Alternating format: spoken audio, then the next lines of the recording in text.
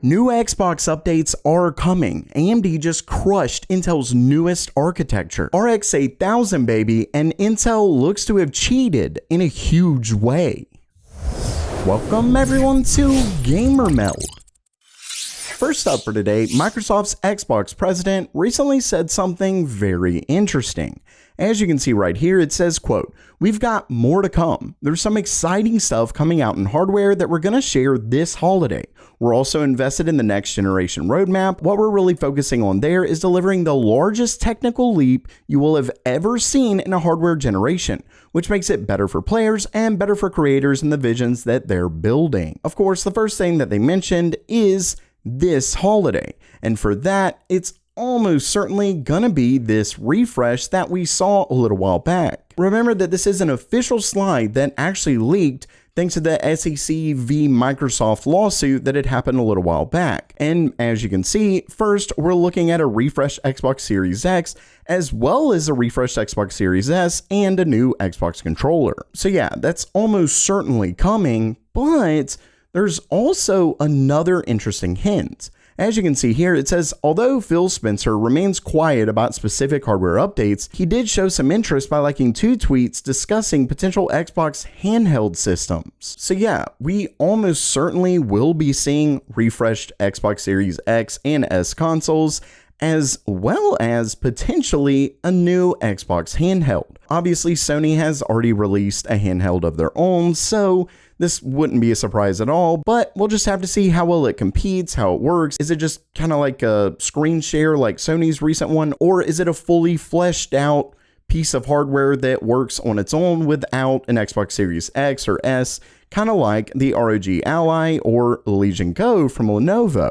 You can see right here that apparently the conversation he liked came from Spencer from The Verge that confessed his appreciation for current gen handhelds like the ROG Ally from Asus or Legion Go. Not only that, but next generation, at least according to this, is sounding pretty awesome as well. Don't forget that they flat said that they're planning to deliver the largest technical leap you'll have ever seen in a hardware generation. That's definitely a bold claim, but something that I'm here for. But first, today, for free, you can join the only place I trust to learn computer science with this video sponsor, Brilliant. All you have to do is visit brilliant.org/gamermeld to get your free trial. But let me tell you what it's all about. See, Brilliant was built from the ground up to teach the STEM field, and because of that, you know they teach you the right stuff, but it's really not even what they teach you. Sure, they have tons of courses about pretty much anything you could want, but it's more about how they teach you. Whether it's learning how AI works to playing around with capacitors, Brilliant teaches you by getting you to do it yourself. It's how most people like to learn, including me, and they're constantly updating courses and adding new ones, so even if you've tried it out before, this is the perfect time to come back. Especially because Brilliant is offering my viewers a 30-day free trial when you visit brilliant.org/gamermeld. Plus, when you sign up at brilliant.org/gamermeld, you'll get 20% off their premium membership for life. Once again, that's brilliant.org/gamermeld. Now, while talking PC handhelds, there was a recent review of MSI's new Claw, but the interesting part really isn't the handheld itself, it's actually the hardware powering it. As you can see down here, this handheld is actually powered by Meteor Lake, and in a recent review, it was compared to AMD's own ROG Ally with their Phoenix-based Z1 Extreme APU. And let's just say Meteor Lake got destroyed, and this one is pretty wild considering the fact that Meteor Lake was set to be this really massive jump in terms of performance with the iGPU. And this is obviously almost entirely iGPU-based performance. As you can see down here, this is a comparison ultimately between the Core 7 Ultra 155H in the MSI Claw up against the Z1 Extreme ROG Ally. And starting things off, one thing to note is that the Claw runs between 35 to 40 watts, while the Ally runs off of only 30 watts. And even with that, the 155H was behind in every single game by significant amounts. With that said, in the review, they only showed footage of the benchmarks, but they didn't actually show average frame rates. But from what we saw, it looks like the Z1 Extreme had at least a 10% performance lead, but oftentimes got closer to a 30 to even 40% higher frame rate. These numbers are obviously massive when it comes to gaming, especially when we're talking on a handheld like that. Every frame really matters because you're already really at the very edge of decent performance to potentially not so great. So with one getting upwards of 30 to 40% higher frame rates is just flat out a nightmare for Intel. As you can see right here, we have performance in Shadow the Tomb Raider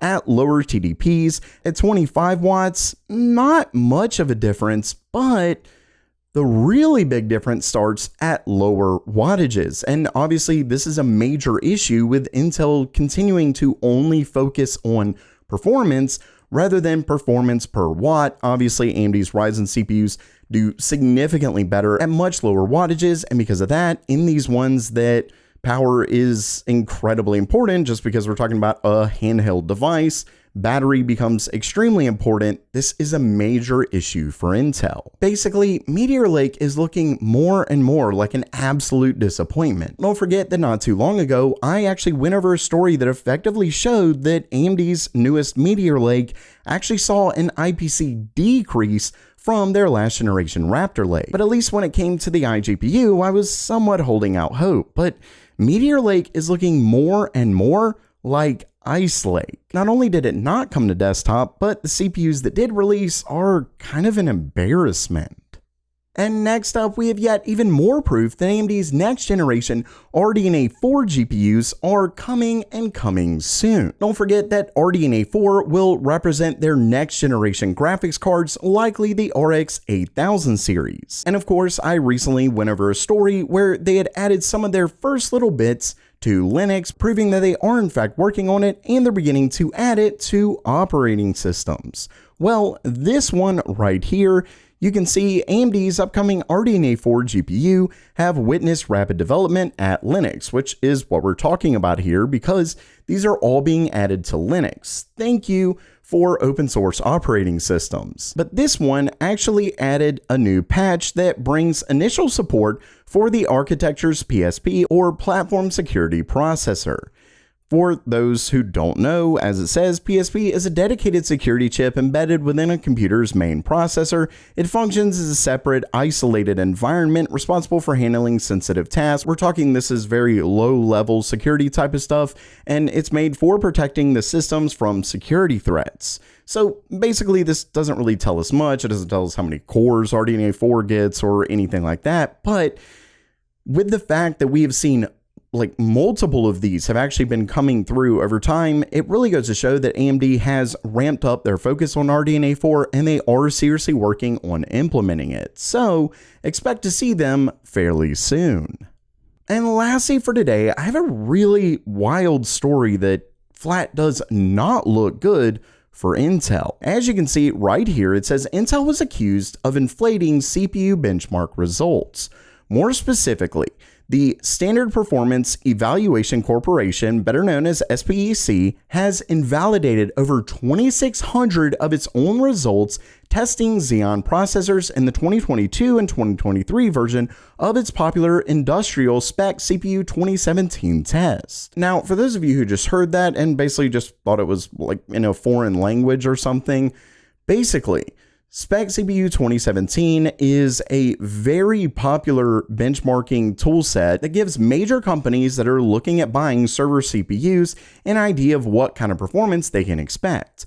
And in this case, you can see it says after investigating, Spec found that Intel had used compilers that were, quote, performing a compilation that specifically improves the performance of these two benchmarks. Basically, Intel had some code in their compiler that added performance, basically made their CPUs look better than they actually are because they added performance specifically for these two benchmarks. As you can see, it says using prior knowledge of the spec code and database to perform a transformation that has narrow applicability. And it's that narrow applicability that's really important here, because these benchmarks are supposed to show you, yeah, they aren't technically real world performance, but they're supposed to give you an idea of what you can expect with that type of workload. And the only way that you can actually really compare it to other CPUs is to effectively have the exact same benchmark, so you get rid of the other possible variables that could make it better while it isn't technically better. And you do that